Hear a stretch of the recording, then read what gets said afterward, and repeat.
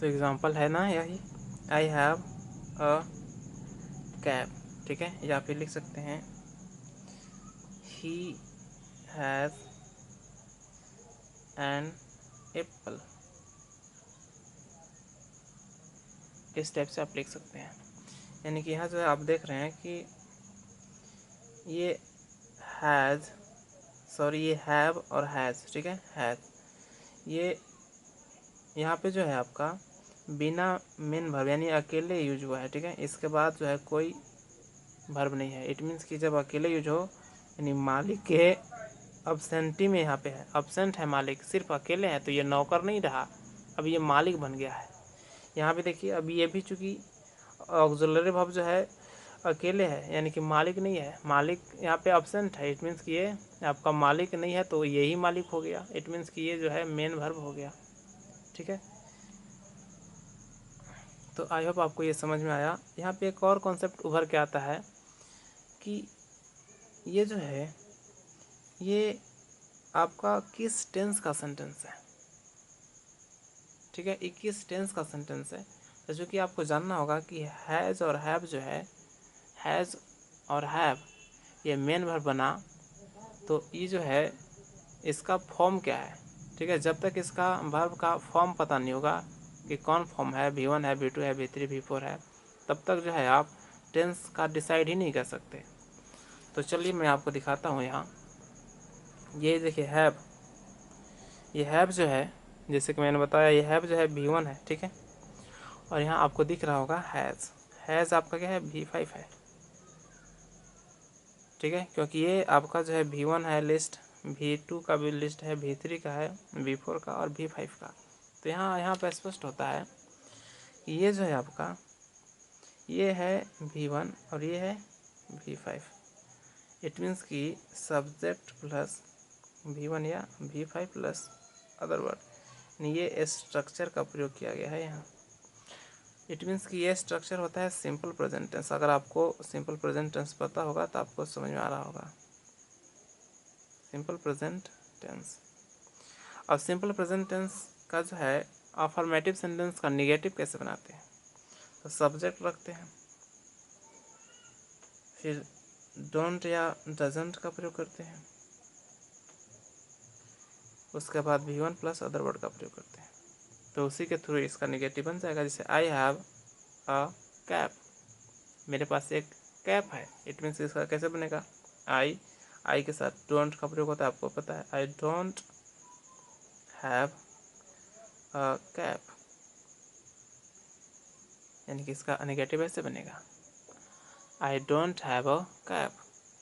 या इसका कैसे बनेगा, ये वाला ये जो है, तो इसका बनेगा ही के साथ डज लगता है तो डजंट हो जाएगा, डजंट। और हैज जो है अब चूंकि V1 में बदल जाएगा, यानी कि डजंट हैव एन एप्पल। ये कॉन्सेप्ट है। यहाँ हमने बहुत स्टूडेंट्स को देखा है कि यहाँ पे डायरेक्ट कर देते हैं कि he has not an apple. यहीं पे जो है इसी के साथ सिर्फ नोट का प्रयोग कर देते हैं, नोट, ये ऐसे बना देते हैं, जो कि ऐसा करना गलत है। या फिर यही नोट लगा देते हैं, जबकि ऐसा करना भी ये गलत है। सबसे पहले आपको टेंस पहचानना होगा और उसके बाद जो है उसको निगेटिव बनाना होगा। जैसे मैंने आपको यहाँ पे कॉन्सेप्ट दिया, सबसे पहले मैं इसका टेंस पहचाना, ठीक है। टेंस पहचानने के बाद आपको जो है मैं यहाँ पे सिंपल प्रेजेंट का मिला, और सिंपल प्रेजेंट का मिला तो इसका निगेटिव मैंने बना दिया। ताकि अब आपको ये समझ में आया होगा। तो ये चूँकि हमको जानकारी कैसे मिला, तो रोल ऑफ ऑक्सिलरी वर्ब समझने से।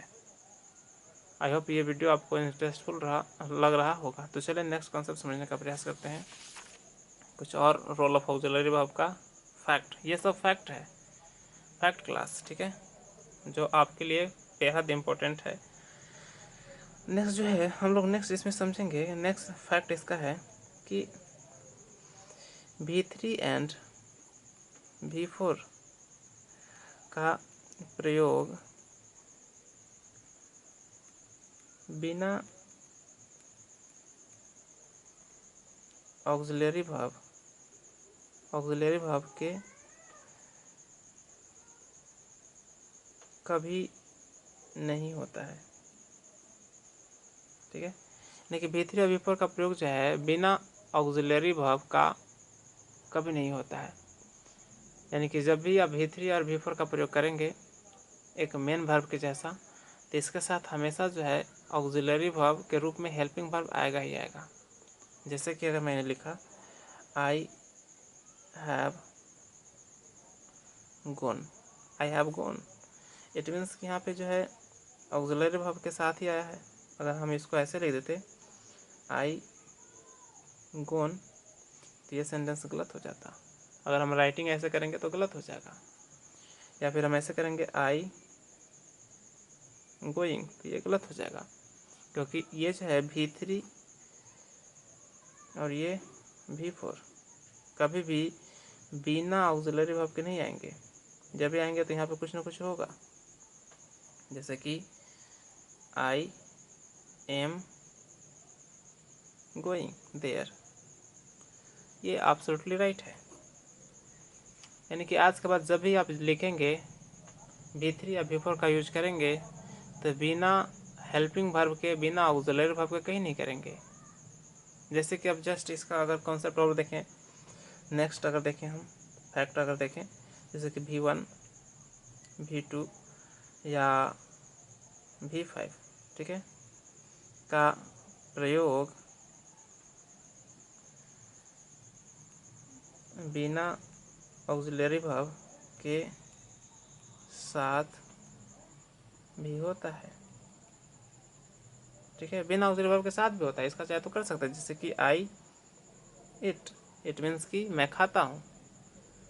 V2 अगर देखें तो आई एट, इट मीन्स कि ये भी एब्सोल्युटली राइट है, ये भी राइट है, ये भी राइट है। क्यों?